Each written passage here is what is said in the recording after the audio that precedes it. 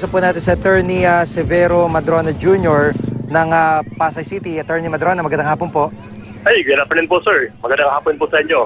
At sa inyong mga tagapakinig. Apo, at sa ngayon po, Attorney, kumusta po yung preparasyon din ng mga kababayan dyan sa Pasay? Kasi isa po yan sa pinakamalaking naapektuhan ng water interruption. Opo, actually, ang kagandahan naman po nito, 3 weeks ago, na-inform na kami ng Maynilad, magkakaroon tayo ng interruption sa tubig. So, sabihin na namin ang mga kababayan namin dito sa Pasay. At dahil dito, pagtulungan na yung city government sa yung barangay din. At mismo nakahanda rin po ang aming fire department upang magbigay ng anumang mga tulong sa tubig, halimbawa kung may kakulangan man.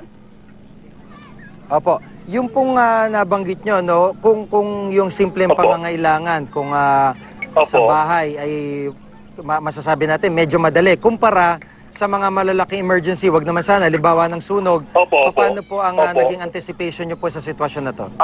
Nakipagtulungan na kami, ang aming fire station, fire department namin, nakipagtulungan na sa mga barangay. Tinutulungan po namin kasi may mga barangay po, may mga sariling mga water station, may mga water system na rin.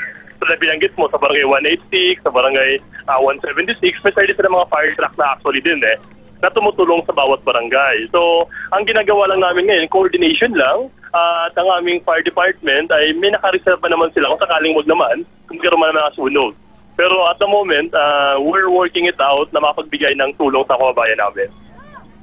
Apo, sa ngayon ba merong schedule ng rasyon ng tubig na kailangan din malaman ng mga kababayan po natin?